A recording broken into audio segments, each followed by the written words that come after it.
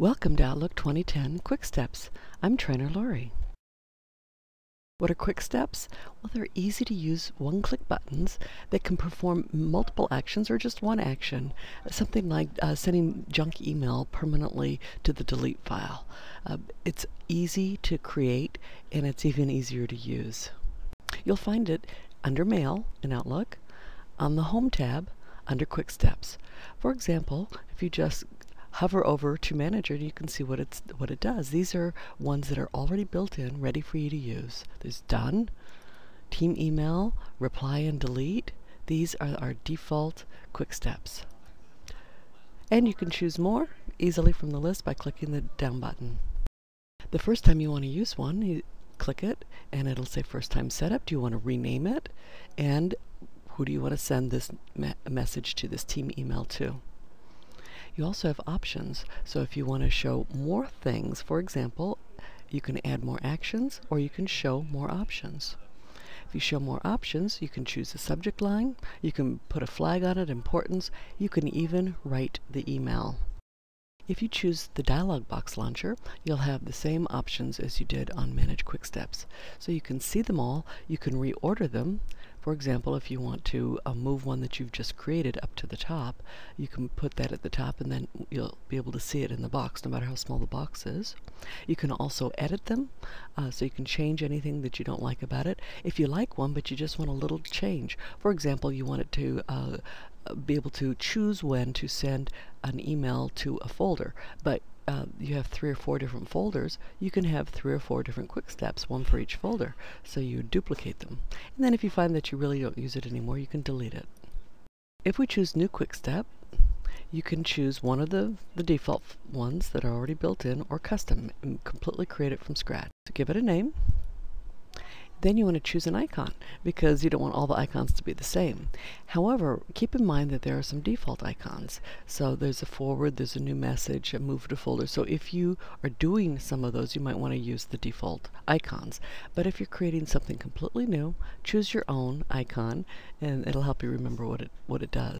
Then you get to choose an action. So you choose first from the list an action, and there's lots of actions in there. Filing, you can change status, actions, categories, you can clear flags.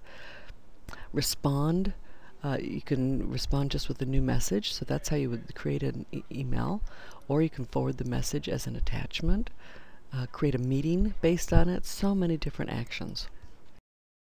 So we choose Reply with Meeting. You can change the name of it, you can change the icon if you want, and then the action is built in there. And then if you want, you can look at the options and change those as well. Remember, options is under Show Options or Hide Options. You choose the subject, the location, the importance, and the text. And under Optional Options, you can choose a keyboard shortcut. And you can see there are 9 available. You can only choose the ones from the list, so you can choose up to 9. And you can choose a tooltip text. This is what's going to show up when you hover over it on your ribbon, so that it'll help remind you. What does this do? I can't remember. It helps to have a shortcut, it helps to have an icon, and it helps to have a tooltip. Now we have a one-click with meeting. It automatically creates a meeting, sets up all the steps that we need with one click. Now if you want multiple actions, simply click Add Action. Once you've chosen an action appear, just say Add Action. You can have as many as you want. Now, what are quick steps not capable of? So you don't get frustrated and try to make it happen. If you have a multiple from inboxes, then it cannot create a from. It can only go to. So it can only go from your main inbox. It can't add attachments, but you do have some options for adding hyperlinks. You can't do it in a quick step, but I'll show you how you can do it. So maybe you can't add an attachment at this point, but you can at least insert a hyperlink later.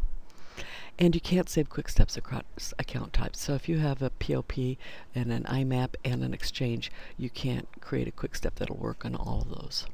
Signatures, that's one way to do it. So you can create a signature, and remember that you click on a new message, click Signatures, and then you can create a new signature, and you can put hyperlinks in. Now you cannot create a hyperlink in a signature. What you can do is copy it and paste it from somewhere else in a document. Quick Parts allows you to create hyperlinks. You don't actually create them in Quick Parts. You highlight one that's already been created. Then you click Quick Parts, and then you can save the selection to the Quick Part gallery. Once you do that, you can simply just choose the one that you want that has hyperlinks in it.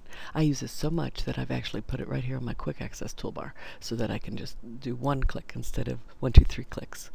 What can Quick Steps do versus rules? Quick Steps can forward to addressees outside Active Directory. Rules cannot.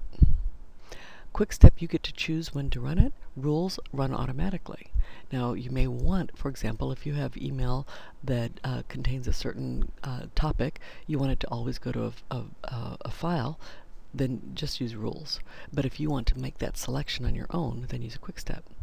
Quick Step does take less memory. Rules takes more memory. I've had people say, how many rules can you have? It all depends on memory. And so you certainly want to save memory whenever you can. So if a Quick Step will work and you're running out of memory on rules, then use a Quick Step. I want you to think about what do you do repeatedly and create a Quick Step based on it, because you have so many actions to choose from. Thank you for joining us. If you like it, please click like.